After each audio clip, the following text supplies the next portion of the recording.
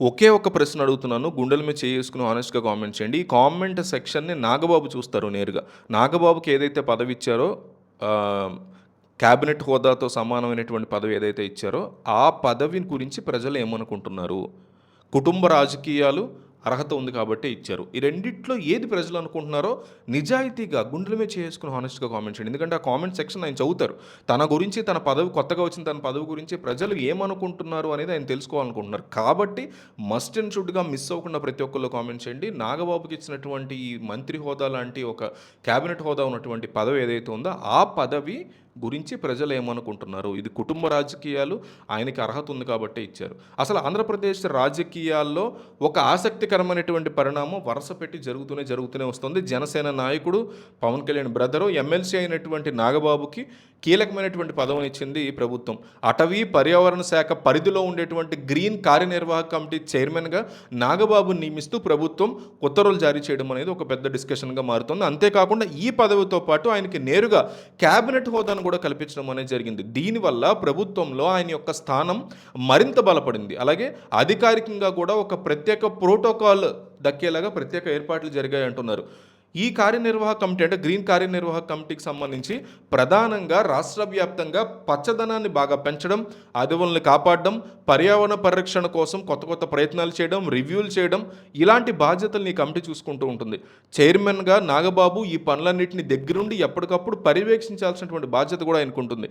శాఖకి సంబంధించినటువంటి విధి విధానాలను సమీక్షించడం, అధికారులు ఎలా పనిచేస్తున్నారనేది మానిటర్ చేయడం, పర్యావరణాన్ని చాలా జాగ్రత్తగా డీల్ చేయడం, అవసరమైతే కొన్ని స్ట్రాంగ్ నిర్ణయాలు తీసుకోవడం కూడా ఆయన పరిధిలోకి అయితే వస్తాయి. ప్రభుత్వం తీసుకునేటువంటి గ్రీన్ పాలసీలు క్షేత్రస్థాయిలో సరిగ్గా అమలు అవుతున్నాయా లేదా అనేది కూడా ఆయన పరిశీలించాల్సిన అవసరం ఉంటుంది. ఇంతకు ముందు జరిగినటువంటి విషయాలను అబ్జర్వ్ చేస్తే నాగబాబు ఎమ్మెల్సీ కాకముందు నుంచే ఆయన్ని మంత్రివర్గంలోకి తీసుకుంటారు అని పెద్ద ఎత్తున ప్రచారం జరిగింది. వార్తలు కూడా వచ్చాయి. చంద్రబాబు నాయుడు సంతకంతో కూడినటువంటి ఒక ప్రకటన కూడా వచ్చిందని ప్రచారం అయితే గతంలో జరిగింది, కానీ అఫీషియల్గా ఏం రాల. ఆ తర్వాత కొన్ని రాజకీయ కారణాల వల్ల నాగబాబుకి మంత్రి పదవి దక్కలేదు అని చెప్తూ ఉంటారు.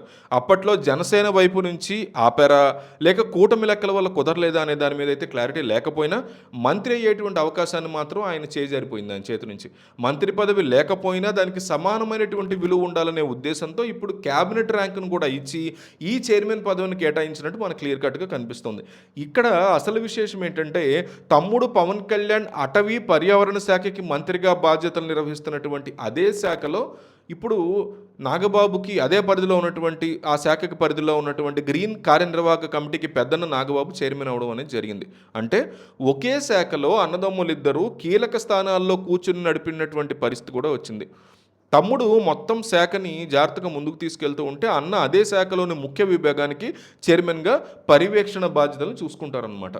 సో ఒకే ఇంట్లోని ఇద్దరు కీలక వ్యక్తులు ఒకే శాఖని సమన్వయం చేసుకుంటూ నడపడం అనేది రాజకీయాల్లో ఒక పెద్ద చర్చని లేవనెత్తిందని చెప్పుకోవచ్చు.